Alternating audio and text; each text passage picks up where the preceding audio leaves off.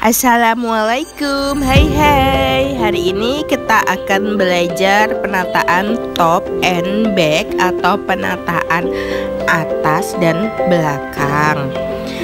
Sisir rambutnya ya, kemudian dibagi menjadi dua, bagian depan dan belakang. Yang bagian depan itu segitiga, terus dijepit agar gak ganggu, digulung rapi. Oke, kemudian bagian belakang diikat. Kepalanya tenang ya Mbak Sila ya. Diikat menggunakan karet, jangan lupa dikasih jepit agar memudahkan untuk melepasnya. Lalu ditarik bagian atas, bagian samping, kanan kiri, terus bagian bawah, memberikan kesan yang sedikit bervolume. Ini tanpa sasakan dan tanpa hairspray ya. Jangan lupa karet ditutup dengan rambut agar tidak terlihat nanti pada saat penataan akhir. Lalu disisir, terus disemprot dengan air. Ini karena tanpa hairspray, jadi kita menggunakan air. Lalu dirapikan lagi dan tanpa harnet. Jadi manipulasinya menggunakan karet kecil. Diikat, memberikan kesan volume. Boleh pakai harnet, boleh tidak, tapi ini tanpa harnet ya. Kemudian jepit bagian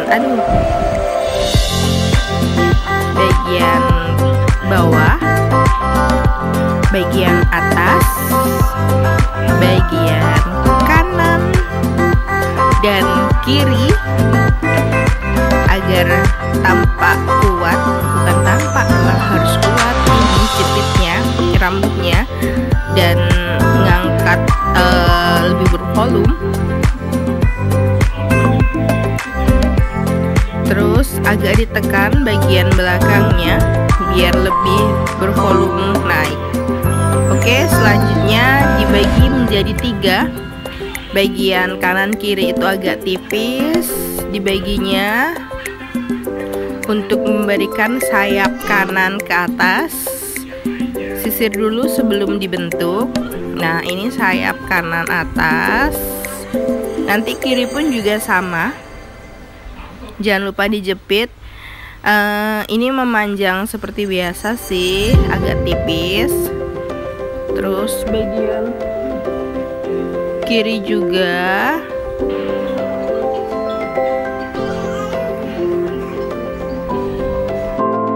Kemudian membuat sayap kirinya tetap harus disemprot ya, biar tetap basah dan rapi karena kita tanpa hairspray.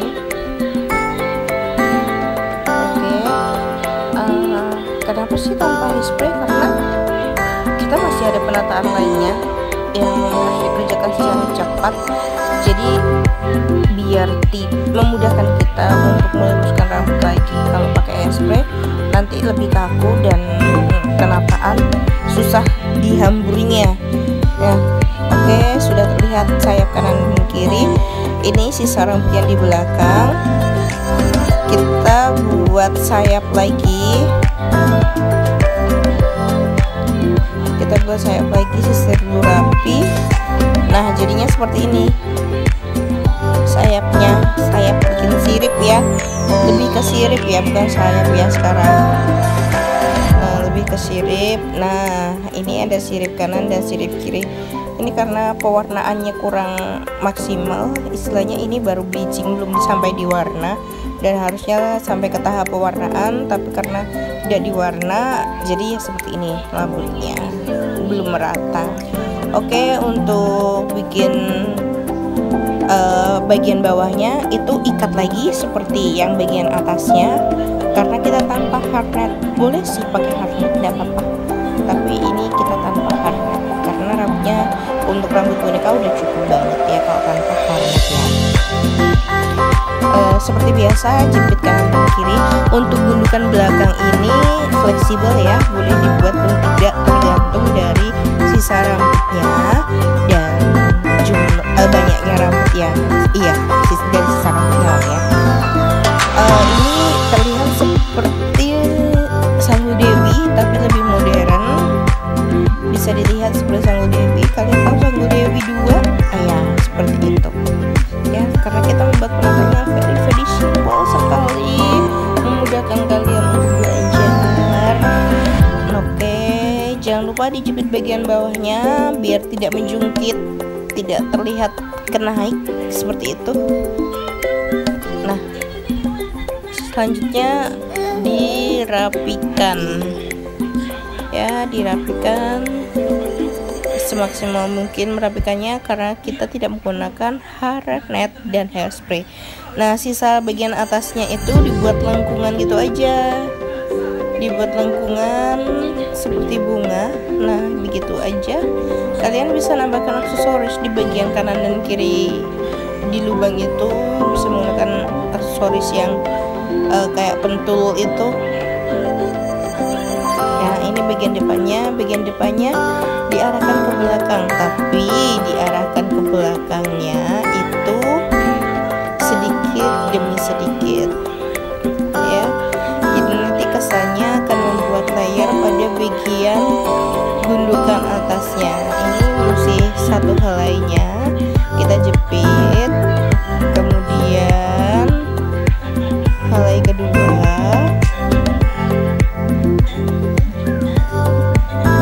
kita jepit lagi. Sanggul ini sudah bisa dibuat sanggul pengantin ya. Kalian kalau seumpama yang ada teman, saudara atau tetangga yang bingung cari hairdo, karena kebetulan juga hairdo di Balikpapan itu limit banget, sedikit banget, tidak banyak orang yang bisa hairdo di Balikpapan, dan kalaupun bisa itu yang udah sepuh-sepuh itu.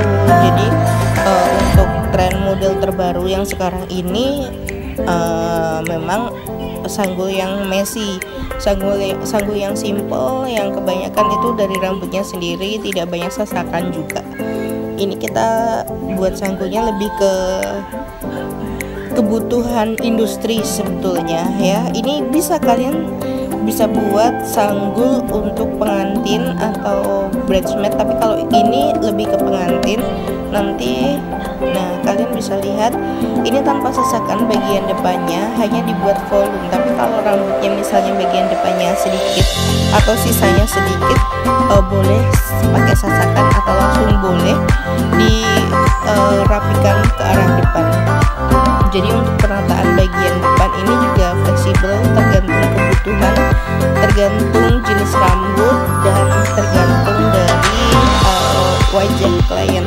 Ada kan wajah klien itu yang kepalanya itu lebar banget, dia mau ditutupin keningnya, itu ada juga yang minta kening yang tertutup, itu juga ada. Nah, ini sisa dari rambut poni tadi kita buat layer seperti ini, dirapikan aja layernya, sudah bisa terlihat ya, karena perbedaan warna dari depan dan belakang. Nah,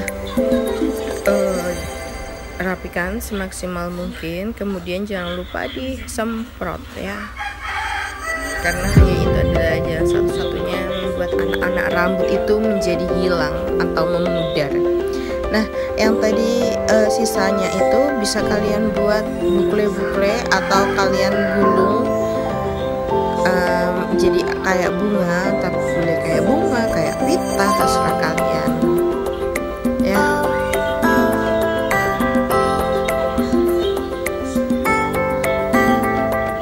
Nah, ini harusnya sih bisa rapi sih.